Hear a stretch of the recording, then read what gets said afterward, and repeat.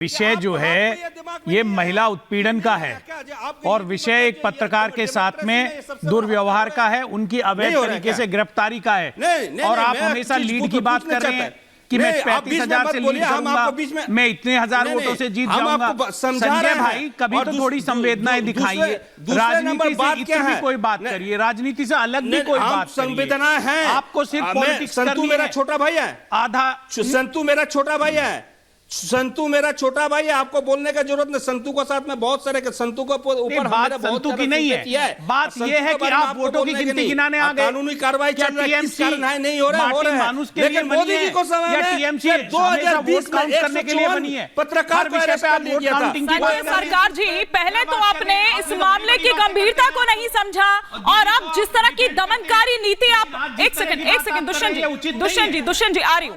पहले तो आपने उस मामले की गंभीरता को नहीं समझा जिसे आपने वर्षों छिपाए रखा, फिर उस पर जो रिपोर्ट कर रहा है शख्स उसे आप खींच कर ले जाते हैं। आजाद भारत में इससे पहले इस तरह की तस्वीर नहीं देखी गई होगी। दमनकारी नीति अपना रहे हैं आप, अत्याचारी हो रहे हैं, आक्रमणकारी हो रहे हैं। नहीं, पूरा कायद जी को अरेस्ट नहीं किया था क्या? पूरा कायद जी को अरेस्ट नहीं किया था क्या? घसकते दिल्ली पुलिस उठा के लेके नहीं गया। यहां पर देखिए एक तस्वीर हम दिखा रहे हैं आपको, ये तस्वीर अच्छा से देखिए। अग्निमित्रा मुझे वो तस्वीर नहीं दिखाई दे रही और आप जो तस्वीर दिखा रहे हैं उसकी मैं पुष्टि नहीं कर सकती। आप मेरे सीधे से सवाल का सीधा से जवाब दीजिए। सिख ऑफिसर है, सीधे से सवाल का सीधा से जवाब दीजिए, फिर मैं बाकी मेहमानों का रुख करूंगी। बोला है एक सिख को खालिस्तानी बोला है, एक सिख को अग्निमित्रा पाल भारतीय जनता पार्टी को एमएलए, महिला मोर्चा का अध्यक्ष भी है, ये इसको खालिस्तानी बोल रहा है। एक सिख संप्रदाय का आदमी को, आपको इसके बारे में नहीं होता। सिख संप्रदाय को खालिस्तानी बोला जाता है। एक सिख संप्रदाय जब अपना ड्यूटी करते हैं और वहां पर जोर जबरदस्ती करने के लिए जब रुकते हैं तब उसी ऑफिस। संजय सरकार जी इसे गोलमोल मत घुमाइए, गोलमोल मत घुमाइए। आपके पास शायद कोई जवाब नहीं है, यही कारण है कि आप इस तरह से गोलमोल घुमा रहे हैं। लेकिन प्रीति पांडे जी, ये वही सरकार है, ये वही प्रदेश है जो मां, माटी और मानुष की बात करती है, लेकिन मानवता कहीं नजर नहीं आती। ममता हाँ गुंडों के लिए, रेप के आरोपियों के लिए जरूर नजर आती है, लेकिन उन महिलाओं के लिए नजर नहीं आती है जो चीख कर, जिनकी चित्कार जो है ना वो सुनाई नहीं दे रही, कानों में नहीं पड़ रही है दीदी के। हिमानी जी, जब पिछली बार विधानसभा चुनाव हुआ था और उसके बाद जो केसेस, आपको एक महिला का केस याद होगा जिन्होंने सुप्रीम कोर्ट में याचिका दायर की है, मैं वो चीज कह रही हूँ जो ऑन रिकॉर्ड है। 50 साल से ऊपर की महिलाओं का उनके ही नाती पोतों के सामने बलात्कार होता है, वो इसी विधानसभा चुनाव के दौरान होता है, वो कोर्ट में केस अभी चल रहा है। आप सोचिए कि चाहे माँ हो, आपने माँ की, देखिए आपकी बारी हो गई भाई साहब, सुन लीजिए, पूरा देश आपको विधानसभा चुनाव के बाद ध्यान से देख रहा है कि जो लोग बात करते हैं, माँ की बात करते हैं, महिलाओं की बात करते हैं, माटी की बात करते हैं, मनुष्यता की बात करते हैं, आज मनुष्यता नहीं है।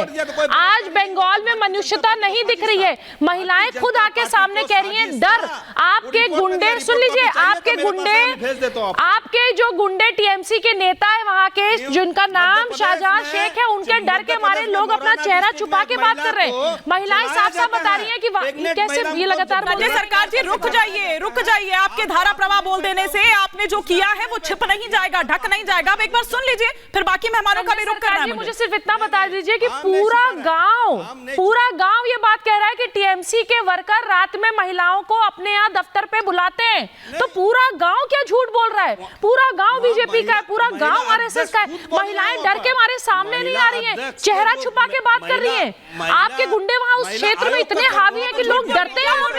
संजय जी क्या बोला आपने? झूठ बोल रहे हैं। हाँ, आपकी मुखिया कह चुकी है कि नौटंकी कर रही है वो, आपको नौटंकी लगती है वो। लताड़ पड़ी है हाई कोर्ट से, आपकी सरकार को लताड़ पड़ी है और हाई कोर्ट ने कहा है कि आप उस गुंडे को नहीं बचा सकते।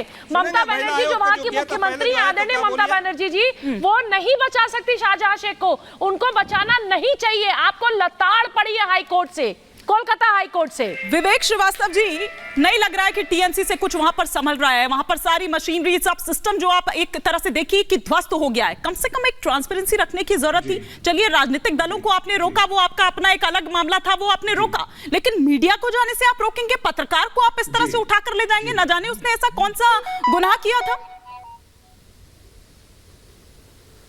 नहीं, आप बिल्कुल ठीक कह रही हैं और मैं इसमें आपसे एग्री करूंगा। और हमने भी टीएमसी के प्रवक्ता को भी हम यही एडवाइस देंगे कि वो दीदी से बात करें। हम लोगों ने भी बोला, ये आज वृंदा करात अपनी टीम के साथ कम्युनिस्टों की पहुंची, उनको रोका गया, जबरन रोका गया और पुलिस ने कोई अच्छा बिहेवियर वहां पे नहीं किया। हमें बहुत बड़ा ऐतराज है इस बात के ऊपर। अधीर रंजन चौधरी कांग्रेस के नेताओं के साथ, कार्यकर्ताओं के साथ धरने पे उनको बैठना पड़ा। बहुत ही सीनियर सांसद हैं पार्लियामेंट के। तो हम ये कह रहे हैं कि हम ये नहीं कह रहे कि बीजेपी का कोई मॉरल राइट है किसी को करेक्ट करने का। बीजेपी का तो अपना एक ट्रैक रिकॉर्ड बहुत खराब है। अगर मैं यूपी में गिना दूं एनसीआरबी का डेटा, तो 65,000 केस एक साल में महिला उत्पीड़न के होते हैं। तो लगाए ना प्रेसिडेंट रूल उत्तर प्रदेश में। ये बीजेपी वाले बहुत लेकिन ममता बनर्जी यहां पे गलत हैं कि वो मीडिया को नहीं आने दे रही हैं।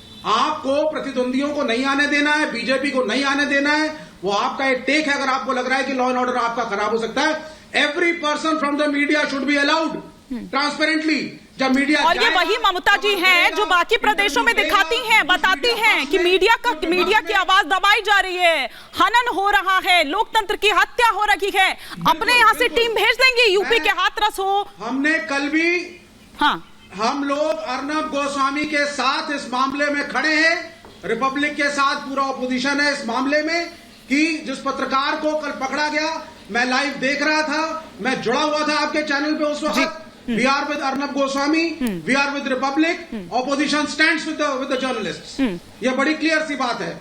आप ऑपोजिशन को रोकिए, भाजपा को रोकिए, हमें रोकिए अगर आपको लग रहा खराबी है, लेकिन मीडिया को अगर आप रोकेंगे, जो चौथा स्तंभ है इस देश का, तो ये बात बर्दाश्त नहीं की जाएगी, बिल्कुल नहीं की जाएगी। और इसमें सारी पार्टियों को एकजुट होकर के बोलना चाहिए। ठीक है, ठीक है। अनिला सिंह जी, एक तो वो आरोप जो यहाँ पर विवेक श्रीवास्तव जी आप पर लगा रहे हैं, और साथ ही साथ ये कि एनसीडब्ल्यू की रिपोर्ट जो कह रही है वो कहीं ना कहीं मुश्किलें बढ़ाती हुई नजर आती है ममता बनर्जी की सरकार की। 356 की जो बात की जा रही है और तमाम बातें जिनका रिपोर्ट में जिक्र किया गया है।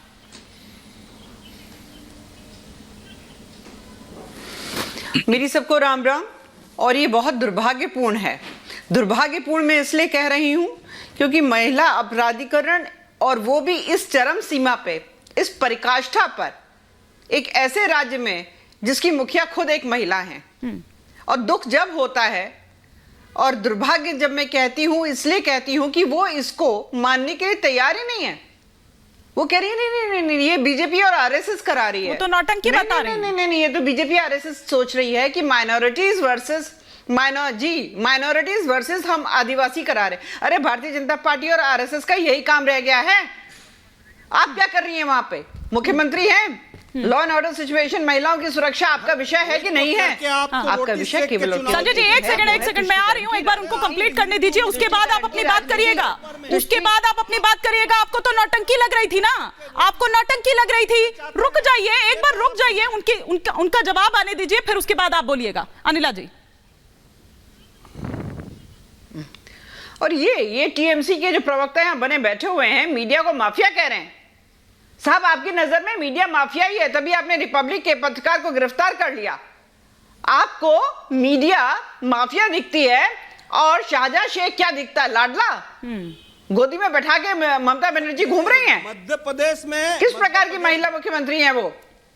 आप आदिवासियों दलित महिलाओं पे जिस प्रकार से अत्याचार वहां के लोग कर रहे हैं, दिखाई नहीं देता। आंखों पे पट्टी बांध के बैठे हुए हैं। हमारे यहाँ तो एक चीज मैं आपको बता दूं, नरेंद्र मोदी जी ऐसे प्रधानमंत्री हैं जिन्होंने एक आदिवासी महिला जो बिल्कुल हम्बल बैकग्राउंड से आ रही हैं, आज वो राष्ट्र की राष्ट्रपति हैं। और आपके राज्य में जो आदिवासी महिलाएं, उनके साथ किस प्रकार का व्यवहार हो रहा है? मैं सुन रही थी विवेक जी को। उत्तर प्रदेश, इन्होंने अपना स्टीयरिंग व्हील जो है उत्तर प्रदेश की तरफ घुमा दिया। करके प्लीज आप उत्तर प्रदेश में कंपैरेटिव एनालिसिस कर लीजिए और पता चल जाएगा कि पहले से कम कितना कम हुआ है। एक-एक करके